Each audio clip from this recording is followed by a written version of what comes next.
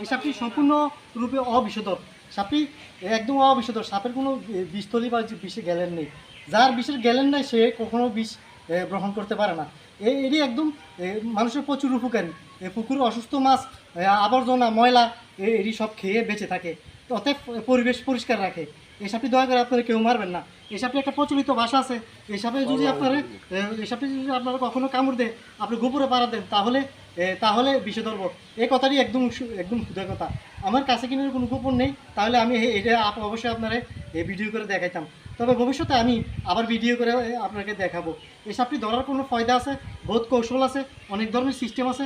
হ্যাঁ, এই সাপটি কিন্তু একদম সম্পূর্ণরূপে অবিষধর, কিন্তু এটা খুব বিগ সাইজের একটি সাপ। তবে এই সাপটির নাম, বাংলার নাম হচ্ছে জলদোরা, ইংরেজির নাম চেকার কিলব্যাক, আর বৈজ্ঞানিক নাম নেটফ্লিক্স পিস কাটা। বহুত মানুষ বহুত নামে বলে, কিন্তু বৈজ্ঞানিক নাম নিয়ে একটু মত বিনিময় আছে। তবে সাপটি ছেড়ে দেওয়ার জন্য এখানে আনছি। আমি পাশে আমার একটা আছে, খাল আছে। আমি ওই জায়গার ভিতরে সাপটি ছেড়ে দেওয়ার জন্য চেষ্টা করবো। সাপটি ছেড়ে দেওয়ার জন্য চেষ্টা করবো। সাপটি ছেড়ে দেওয়ার জন্য চেষ্টা করবো। সাপটি কিন্তু সম্পূর্ণরূপে পুরো অবিষধর। যদি আপনারা দেখাতেন চান, তাহলে আমি বাস্তবে আপনাকে একটা জিনিস দেখাবো। কখনো সাপ বিষধর হতে পারে না। এটা আমরা অবিষধর সাপ হিসাবে স্বীকৃতি দিছি। এটা আসলে অবিষধর সাপে, এটা বিষধর সাপ না। এই সাপটি কখনো সামনে পড়লে মারার চেষ্টা করেন না। এই সাপটি ধরার একটা পলিটিক্স বা একটা টিপস আমি আপনাদের এই বছর দেখা দিতেছি। ভাই ব্যাগটা একটু দিন, কালো ব্যাগটা দেখুন। আমি এটা কীভাবে কীভাবে করতেছি দেখুন। এই সাপটি ধরার একটা প্রসেসিং আছে। প্রসেসিংটা এই দেখেন, সাপটা লাগিয়ে গেছে। আপনার বাড়িতে ঢুকে গেলে আপনি একটা কাপড় দিয়ে নিয়ে, এভাবে কাপড় দিয়ে নিয়ে কোথাও আবার এভাবে লুজ করে আপনি ছেড়ে দেবেন, সাপটি নিজে ছুটে যাবে, ছুটে চলে যাবে। তাহলে এই দেখেন সাপটি ছুটে গেছে। হ্যাঁ, সাপটি আমি ছেড়ে দেবেন। কিন্তু আপনার বাড়ি থেকে সাপটিকে যদি ঢুকে যায়, আমাকে ফোন দেওয়া লাগবে না। সাপটি দেখেন, সাপটি ছেড়ে দেওয়ার মানে ঘর থেকে বার করার একদম সহজ একটি উপায়। নিয়ে আপনি যে জায়গায় দিচ্ছেন এইভাবে ছেড়ে দিবেন।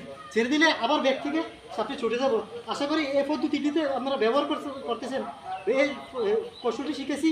এটা আপনি ব্যবহার করুন কখন, যেন 100% জানবেন এটা চেকার কিলব্যাক, কোনো জল দুবাড়ে, ঠিক আছে তো? ওই সময় আপনি এটা ব্যবহার করবেন। এছাড়া এর কোনো প্রযুক্তি ব্যবহার করা ঠিক মনে করি না। তবে যার কাজ সে করা ভালো, অভিজ্ঞ লোকের কাজে করা ভালো। কিন্তু এটা একদম অবিষধর একটি সাপ, একদম সম্পূর্ণরূপে একটা অবিষধর একটি সাপ। দেখুন কত খেপারের স্বভাবে। একবার যদি আপনি খেপাতে পারেন, তাহলে এটা আপনি ধরে কামড় দেওয়ার জন্য চেষ্টা করবো। এত খেপারের স্বভাবে। কিন্তু এটা বের করে দেওয়ার একটা সিস্টেম আমি অবশ্যই আপনাদেরকে শিখেছি। এই কৌশলটা সবাই ব্যবহার করার চেষ্টা করবেন। দেখুন, এই সাপটি পুকুরে অসুস্থ মাছটি এটা আগে খায় বা উপরে নিয়ে উড়ে রাখে, ঠিক আছে তো? দেখুন, দেখুন সাপটি কত ভয়ঙ্কর রূপে, দেখুন কত খেপাটের স্বভাব। দেখুন, দেখুন এই সাপটি কখনো সামনে বলে মারবেন না। যে কোনো সামনে সাপ পড়লে একটু দূরে যাবেন, সাপ নিজে চলে যাবে,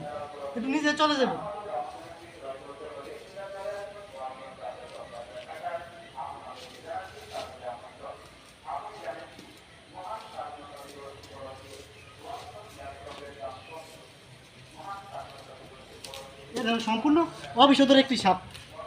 এটা হাত করে দেখেন, এটা কোনো বিষ দাঁতও নাই। দেখুন, এটা কোনো বিষ দাঁত, কোথাও এটা কোনো বিষ দাঁত নাই। এ কারণে সাপটি কারণে কামড় দিলে কখনো বিষে ধরবে না। এ কথা যারা বলে যে ভাই কামড় দিলে বিষে ধরবে, এটি একদম শুদ্ধ কথা। দেখুন, একদম অবিষধর সাপ, একদম অবিষধর। কোনো বিষ গলতি, বিষ থলে বা বিষের গেলেন কোথাও কিছু নাই। এই সাপটি সামনে পড়লে কেউ মারবেন না। এটা পুকুরে বারবার বলতেছি, এটা আমরা পরিবেশের প্রচুর উপকার করে। আবর্জনা ময়লা খেয়ে এটা বেঁচে থাকে। আমি এখানে কথা শেষ করলাম। আসসালামু আলাইকুম, বাংলাদেশ জিন্দাবাদ। দুটো সাপে আছে। আমি এখন এই সাপটি দেখুন আপনাদের সামনে আমি একদম সম্পূর্ণরূপে রিলিজ করে দিচ্ছি। দেখুন, ছেড়ে দিছি সাপটিকে, আমি ছেড়ে দিলাম। সাপটিকে আমি সম্পূর্ণ মুক্ত করে দিলাম। যদি সাপকে ওর সামনে পরে কোনদিন মারার চেষ্টা করবেন না। এই বলে আমার কথা শেষ করছি। আসসালামু আলাইকুম, বাংলাদেশ।